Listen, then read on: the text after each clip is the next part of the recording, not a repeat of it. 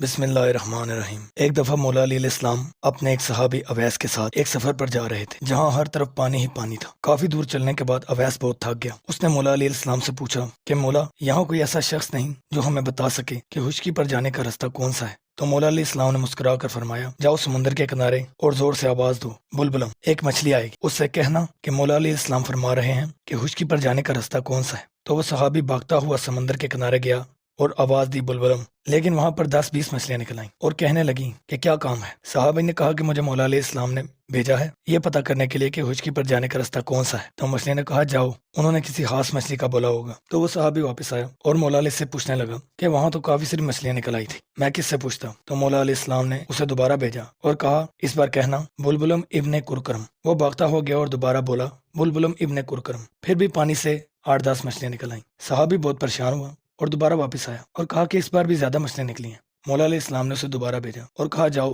اس بار ایک ہی مچھلی نکلے گی، بلبلم ابن کرکرم ابن مرمرم۔ تو وہ صحابی بھاگتا ہو گیا اور بولا، بلبلم ابن کرکرم ابن مرمرم۔ تو ایک ہی مچھلی باہر آئی اور صحابی کو دیکھ کر کہتی ہے، ہاں ویس، بتاؤ کیا کام ہے؟ تو وہ صحابی بہت حیران ہوا۔ اس نے کہا، تم میرا نام کیسے جانتی ہو؟ تو مچھلی نے کہا، چھوڑو، یہ علم کی کہانی ہے، وہ پوچھو جو پوچھنے آیا۔ صحابی نے کہا، تم ہو کون؟ اس نے کہا، میں ایک سمندر کی ملکہ ہوں اور مجھے ملکہ مولا علیہ السلام نے بنایا، تم کیا پوچھتے ہو؟ صحابی نے کہا کہ مجھے مولا علیہ السلام نے بھیجا ہے یہ پوچھنے کے لیے کہ خشکی پر جانے کا راستہ کون سا ہے۔ تو وہ مچھلی زور زور سے ہنسنے لگی۔ صحابی نے کہا، تم ہنستی کیوں ہو؟ تو اس مچھلی نے کہا، میں ہنستی تم پر ہوں کہ جو علی ایک مچھلی کے باپ دادا کا نام جانتا ہے، تم کیا سمجھتے ہو کہ اس علی کو خشکی کا راستہ نہیں پتا؟ علی کو زمین و آسمان کے سارے راستے پتا ہیں، تم نے علی سے کیوں نہیں پوچھا؟ میں تمہاری جہالت پر ہنستی ہوں۔ یہ سن کر صحابی بھاگتا ہوا مولا علیہ السلام کے پاس آیا اور کہا کہ آپ کون ہو؟ آپ ایک مچھلی کے باپ دادا کا نام جانتے ہو، آپ کوئی بندہ تو نہیں ہو سکتے، مجھے تو آپ خدا لگتے ہو۔ مولا علیہ السلام نے کہا، خدا وہ ہے جسے علی سجدہ کرتا ہے۔ لیکن وہ صحابی نہ مانا۔ اس نے کہا کہ جسے علی سجدہ کرتا ہے وہ علی کا خدا ہوگا، لیکن میرے خدا آپ ہو۔ تو مولا علیہ السلام کو جلال آیا، انہوں نے اس کا سر کاٹ دیا۔